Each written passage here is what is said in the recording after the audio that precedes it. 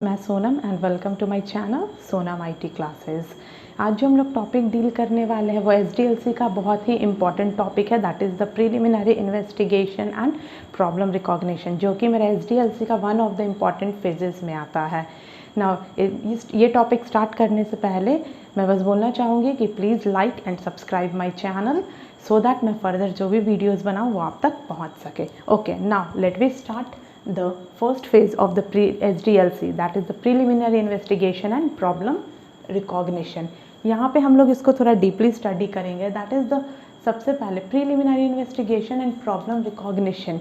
Pre, यहाँ पे हम लोग टर्म से क्लियर हो सकते हैं, दैट इज़ इसका क्या मतलब है। प्री मीन्स सबसे पहला फेज ये मेरा SDLC का है, जो कि क्या डिफाइन करता है, दैट इज़ इन्वेस्टिगेशन मीन्स सबसे पहले इन्वेस्टिगेशन। ओके, नाउ हम लोग इस preliminary investigation and problem recognition को एक डायग्राम के हेल्प से पहले समझने की कोशिश करते हैं। ओके, ये मेरा बहुत ही इंपॉर्टेंट लेकिन बहुत ही सिंपल टॉपिक है।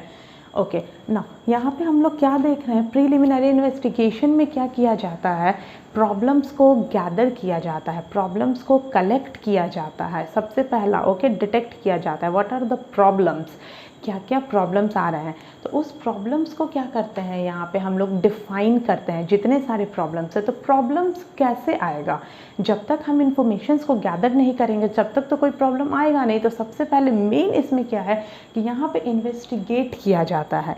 क्या इन्वेस्टिगेट करते हैं, इन्फॉर्मेशंस को इन्वेस्टिगेट करते हैं, इन्फॉर्मेशंस को गैदर करने की कोशिश करते हैं। और इसका मेन पर्पस क्या है कि हम अपने क्लाइंट के नीड्स एंड रिक्वायरमेंट्स को क्या करें, फुलफिल करें।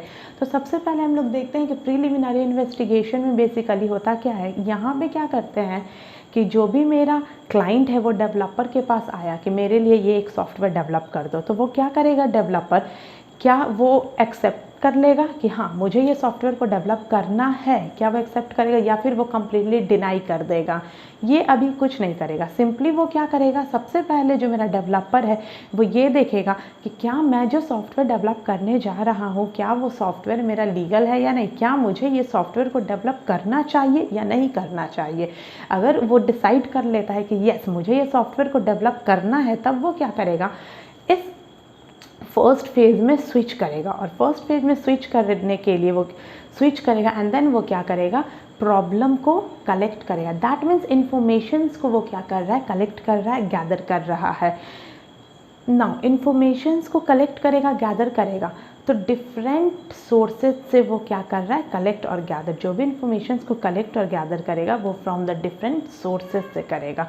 Different sources that means what, मान लीजिए कि कोई एक सॉफ्टवेयर डेवलप करना है, किसी कंपनी किसी ऑर्गेनाइजेशन के लिए एक सॉफ्टवेयर डेवलप करना है पेंशन मैनेजमेंट सिस्टम का। तो पेंशन मैनेजमेंट सिस्टम का किसी ऑर्गेनाइजेशन के लिए अगर डेवलप करना है तो वो कैसे डेवलप करेगा उस सॉफ्टवेयर को। तो सबसे पहला वो क्या करेगा, वो फर्स्ट फेज ऑफ SDLC में आएगा, जहाँ पे क्या करेगा वो कि इन्फॉर्मेशंस को गैदर करने की कोशिश करेगा। क्योंकि जब तक एक प्रॉपर इन्फॉर्मेशन नहीं मिल जाता, जब तक प्रॉपर इन्फॉर्मेशन वो गैदर नहीं कर लेता, तब तक क्या वो एक क्वालिटी बेस्ड सॉफ्टवेयर डेवलप कर पाएगा, नहीं कर पाएगा। क्योंकि किसी भी सॉफ्टवेयर को डेवलप करने के लिए मोस्ट इम्पॉर्टेंट कब हम बोल सकते हैं कि ये मेरा एक क्वालिटी बेस्ड सॉफ्टवेयर है, या फिर कब हम बोल सकते हैं कि this is the best software, जब ओनली बस तब बोल सकते हैं जब वो सॉफ्टवेयर जो है मेरा कम्प्लीटली मेरे रिक्वायरमेंट्स को, जिसके लिए डेवलप कर रहे हैं उसके रिक्वायरमेंट्स को फुलफिल कर रहा हो। तब हम बोल सकते हैं कि yes that software is accepted by the society, है ना। नाउ अब हम लोग इसमें क्या देखेंगे, इन्फॉर्मेशंस को मैंने कहा कि गैदर करना। तो इन्फॉर्मेशंस को गैदर करने के लिए क्या करेगा, मान लीजिए जैसे मैंने एग्जांपल दिया कि किसी पेंशन मैनेजमेंट सिस्टम का हम लोग को सॉफ्टवेयर डेवलप करना है फॉर एनी ऑर्गेनाइजेशन। तो सबसे पहले डेवलपर क्या करेगा, उस ऑर्गेनाइजेशन में विजिट करेगा। विजिट करने के बाद वो क्या करेगा, वहाँ पे हो सकता है उस ऑर्गेनाइजेशन में बहुत सारे एम्प्लॉयज़ काम कर रहे होंगे उस पेंशन डिपार्टमेंट में, तो वो उस पेंशन डिपार्टमेंट में विजिट करेगा। विजिट करने के बाद वहाँ पे बहुत सारे इन्फॉर्मेशंस गैदर करेगा।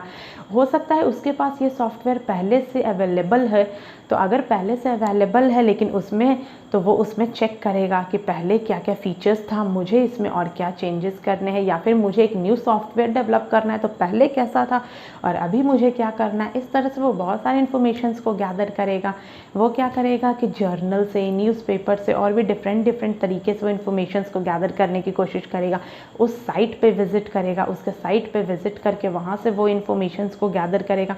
तो ये सब सारे डिफरेंट मैकेनिज्म है, मेथड है थ्रू विच वो क्या करेगा, जो डेवलपर है वो इन्फॉर्मेशंस को गैदर करेगा। ओके, तो प्रीलिमिनरी इन्वेस्टिगेशन में क्या कर रहे हैं हम लोग, इन्फॉर्मेशंस को तो गैदर कर रहे हैं, इन्फॉर्मेशंस आ गया, अब क्या करेंगे, इन्फॉर्मेशंस को जितना ज़्यादा हम इन्फॉर्मेशंस गैदर करेंगे तो मेरे पास प्रॉब्लम्स भी तो बढ़ेंगे ना, उतना प्रॉब्लम्स। तो अब क्या कर रहे हैं इस फेज़ में, इस फेज़ का मेरा मेन मोटिव क्या है, दो मोटिव है।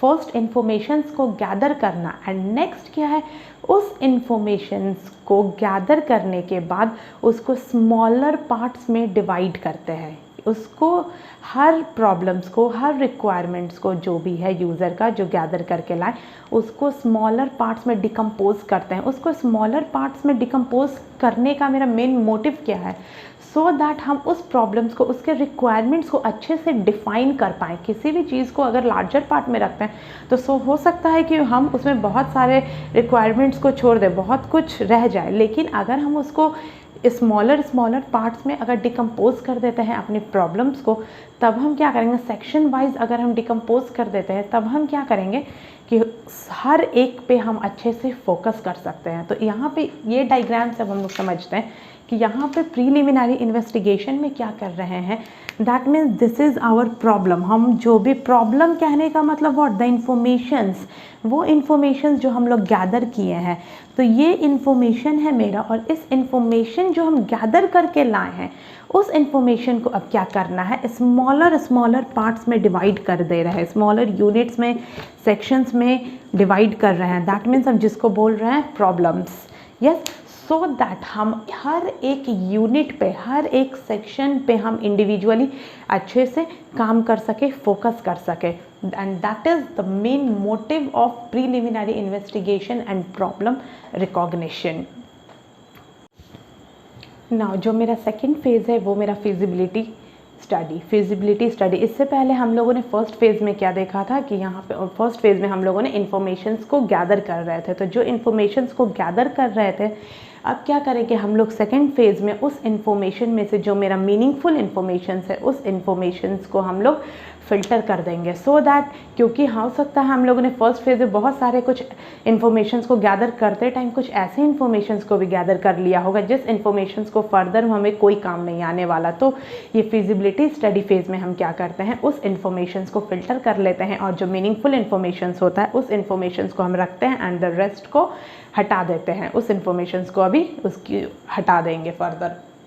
नाउ फिजिबिलिटी स्टडी में बेसिकली क्या है, ये मेरा one of the most important phase है ऑफ द SDLC का, क्योंकि ये फेज़ हम डिटरमाइन करेगा कि फर्दर हमें जो सॉफ्टवेयर प्रिपेयर करना है वो किस तरह का सॉफ्टवेयर प्रिपेयर करना है, और जो मेरा कंप्लीट सॉफ्टवेयर है वो मेरा इस फेज़ पे ही डिपेंड करेगा कि इधर वो मेरे नीड्स, क्लाइंट के नीड्स एंड रिक्वायरमेंट्स को फुलफिल कर रहा है या नहीं कर रहा है। Okay, so this is the one of the most important phase. Basically जो मेरा फिजिबिलिटी स्टडी है ये मेरे 5 पॉइंट को डील करता है, मेन 5 पॉइंट्स।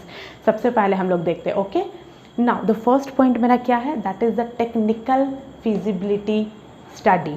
सबसे पहला मेरा फेज़ क्या है, टेक्निकल फिजिबिलिटी स्टडी। जैसे कि आप टर्म से क्लियर हो सकते हैं कि टेक्निकल, दैट मीन्स ये मेरा जो फिजिबिलिटी स्टडी का फेज़ है ये डिफ़ाइन करता है टेक्नोलॉजी को। टेक्नोलॉजी दैट मीन्स जो हम टेक्नोलॉजी यूज़ करने जा रहे हैं, जो हम मशीन्स यूज़ करने जा रहे हैं, वो हमें किस तरह का यूज़ करना है। दैट मीन्स कि हमें किस तरह के मशीन्स का, टेक्नोलॉजी का रिक्वायरमेंट है, उस चीज़ को डिफ़ाइन करता है मेरा दिस टेक्निकल फिजिबिलिटी स्टडी। यहाँ पे ये इस स्टडी करते हैं about the technology.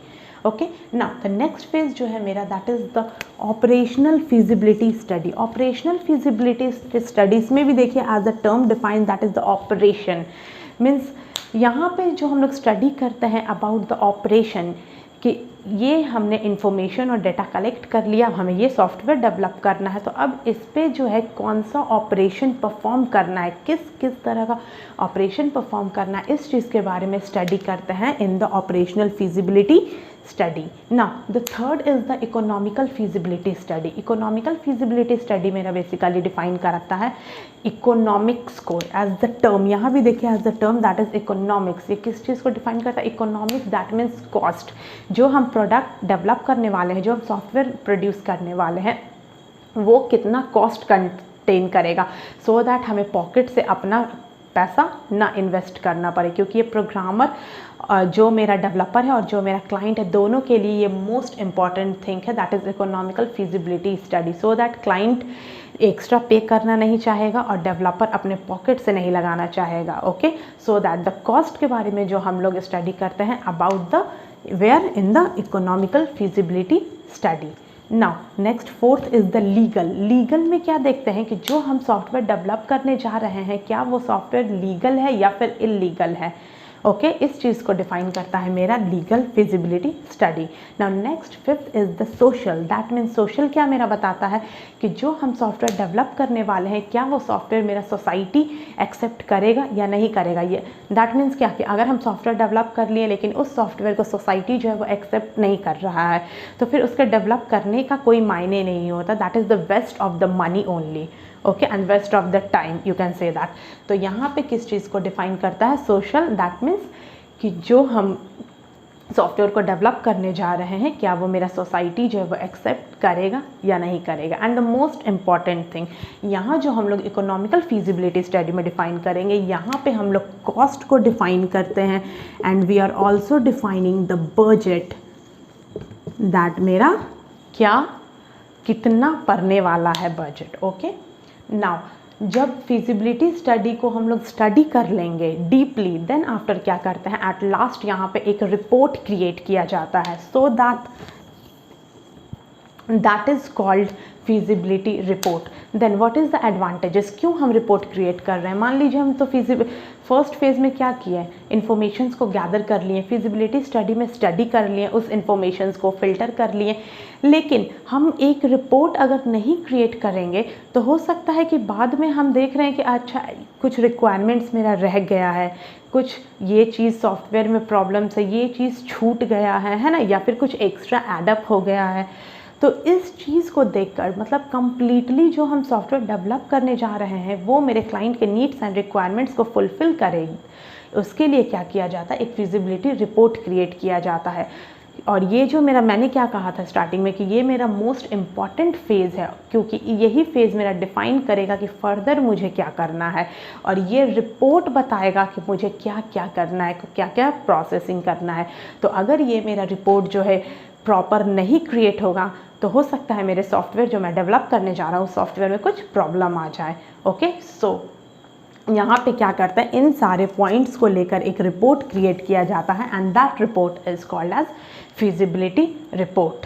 Okay, now this is all about the preliminary investigation, that is the first phase, and the second phase, that is feasibility study. Thank you.